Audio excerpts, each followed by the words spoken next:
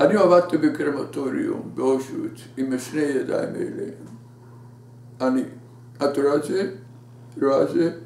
הייתי 14 וחצי. וואו. אני עבדתי בקרמטוריום.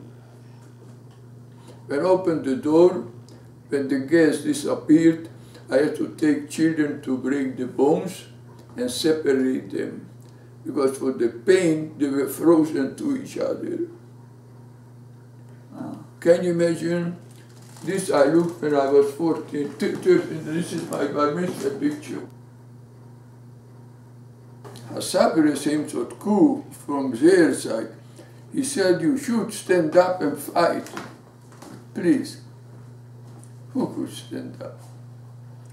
What fight? Please.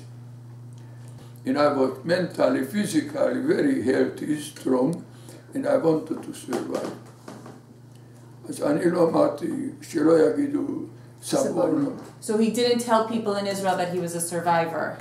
But even for my children I didn't tell He didn't even tell us. באמת? עד איזה גיל? And they became 12, 13 years, because I say to everybody, to survive you have to become an animal, not a person, and not.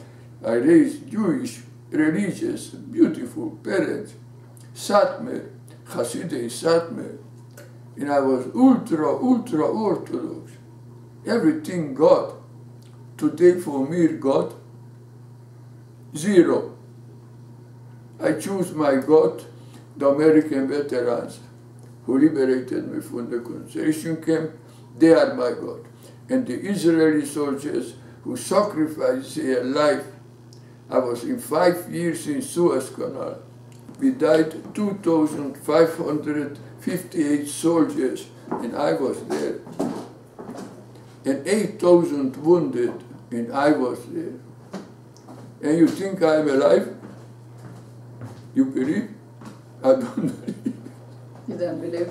No, I don't believe in God. I don't believe I'm alive. I mean, our house never looked like this, okay? We never had a picture of Auschwitz. We never had these pictures. He agreed to go back to Germany. So we went to Dachau, the place he was liberated. He wanted to take us to the place of liberation. He didn't want to take us to the place where he lost his entire family.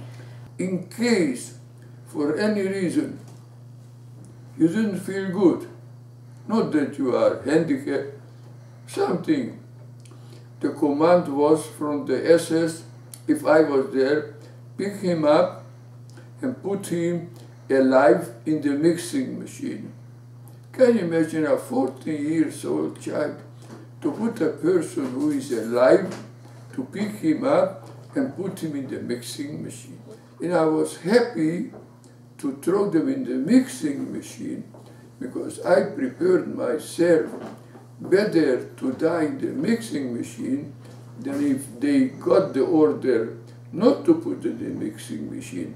They have room to crematorium to burn them. Then you have to carry them down and put them one of each other, and all of them scream, help, help, give me water. They were alive. And they sometimes were 2-3 days there until or delivered them in the crematorium or died. And I prepared myself in case I don't feel fall down. I will not wait until they will say, carry him down. I will jump in the cement machine and finish the commedia. I didn't want nobody carry me down.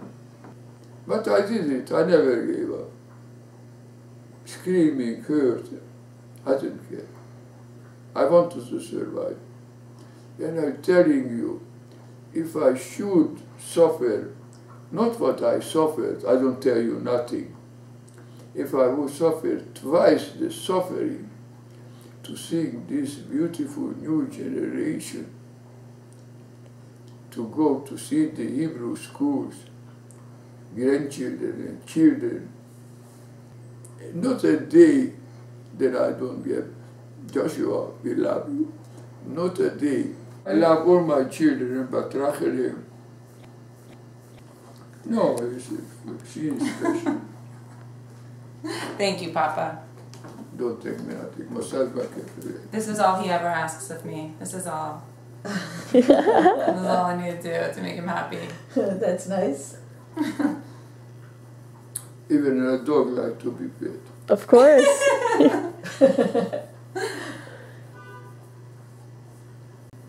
So we didn't have any pictures of him like pre-Holocaust or during the Holocaust. So he actually found a sketch, someone who sketched on Santa Monica, you know, sketch artist, and we gave him some pictures of him post-war, so he did and it. he made these sketches based on what, you know, my father might have looked like.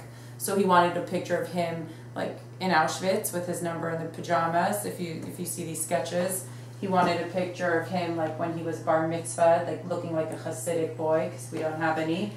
They took his mother, 2 brothers and sister to the ghetto, and then they took them from the ghetto to Auschwitz. So he arrived to Auschwitz with his mother, his youngest brother. The bottom line, I survived.